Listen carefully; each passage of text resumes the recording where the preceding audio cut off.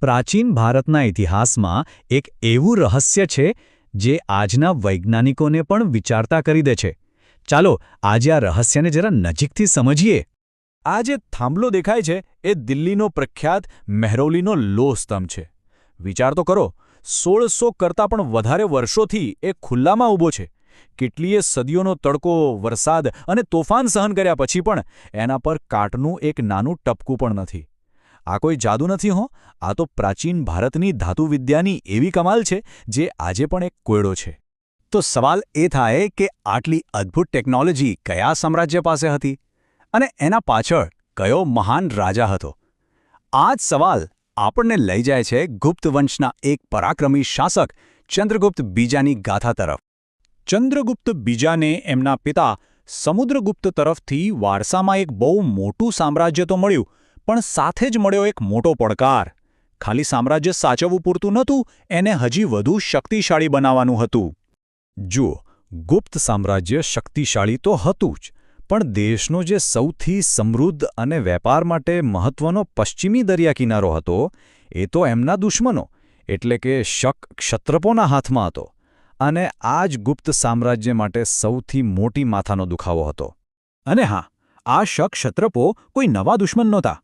એમનું શાસન એ વિસ્તારમાં લગભગ 400 વર્ષથી ચાલતું હતું. 400 વર્ષ એટલે કે એમના મૂળ ખૂબ જ ઊંડા હતા અને એમને હરાવવા લગભગ અશક્ય જેવું હતું. તો પછી ચંદ્રગુપ્તે આટલા મજબૂત અને જૂના દુશ્મનને હરાવ્યા કઈ રીતે? એમણે સીધી લડાઈ ન કરી. એમની રણનીતિ કંઈક અલગ જ હતી, એકદમ શતરંજના ખેલાડી જેવી.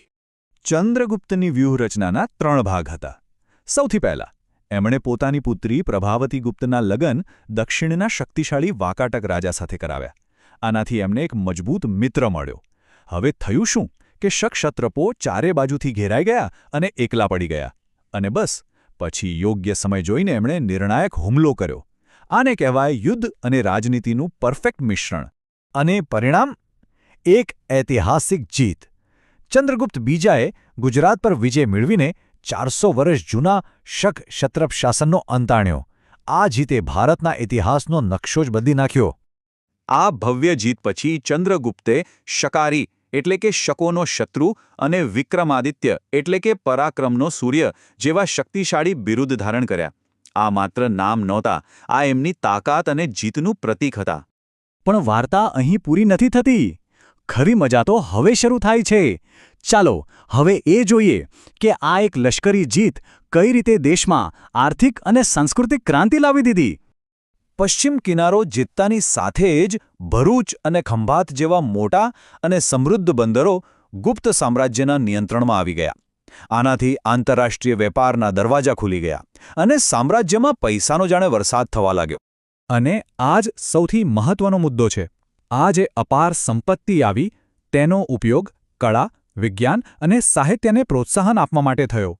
અને આ જ કારણ છે કે ગુપ્ત યુગને ભારતના ઇતિહાસનો સુવર્ણ યુગ કહેવામાં આવે છે. જ્યારે દેશમાં શાંતિ અને સમૃદ્ધિ હોય ત્યારે જ જ્ઞાનીઓ અને કલાકારોને પોતાનું કામ કરવાનો શ્રેષ્ઠ મોકો મળે છે. ચંદ્રગુપ્ત બીજાનો દરબાર આવા જ પ્રતિભાશાળી લોકોનું કેન્દ્ર બની ગયો હતો. એક જૂની કહેવત છે ને કે રાજા કેવો છે જાણવું હોય તો એની સંગત જોવી. આ વાત ચંદ્રગુપ્ત બીજા પર એકદમ બંધ બેસતી હતી. એ પોતે તો મહાન વિજેતા હતા જ, પણ સાથે સાથે વિદ્વાનોના મોટા આશ્રયદાતા પણ હતા. એમના દરબારમાં કેવા કેવા દિગ્ગજો હતા એની કલ્પના કરો. સંસ્કૃતના મહાકવિ કાલિદાસ, આયુર્વેદના જાણકાર ધન્વંતરી, મહાન વૈજ્ઞાનિક વરાહમિહિર અને અમરકોશના રચયિતા અમરસિંહ. એકથી એક ચડિયાતા નવરત્નો એમના દરબારની શોભા હતા. અને એમના શાસનની સૌથી ખાસ વાત હતી ધાર્મિક સહિષ્ણુતા. ચંદ્રગુપ્ત પોતે તો વૈષ્ણવ ધર્મના પાક્કા અનુયાયી હતા, પણ એમના રાજ્યમાં બધા જ ધર્મોનું સન્માન થતું હતું. એનો સૌથી મોટો પુરાવો? એમના સેનાપતિ આમ્રકાર દેવ બૌદ્ધ ધર્મી હતા અને એમના મંત્રી વરસેણ શૈવધર્મી હતા. આને કહેવાય સાચું શાસન. તો આ આખી વાતનો સાર શું?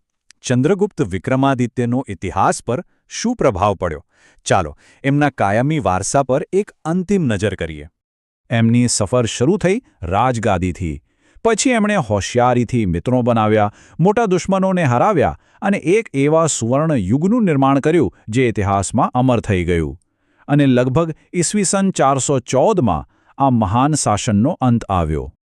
અને લો, આપણે ફરીથી ત્યાં જ આવી પહોંચ્યા જ્યાંથી વાત શરૂ કરી હતી. મહેરૌલીનો લોહ સ્તંભ. આ માત્ર લોખંડનો ટુકડો નથી. આ તો ચંદ્રગુપ્ત વિક્રમાદિત્યના યુગની ટેકનોલોજી, સ્થિરતા અને એમની મહાનતાનું જીવંત પ્રતીક છે, જે આજે પણ અડીખમ ઊભું છે. અને આ બધી વાતો ખાલી ભારતીય ગ્રંથોમાં જ નથી.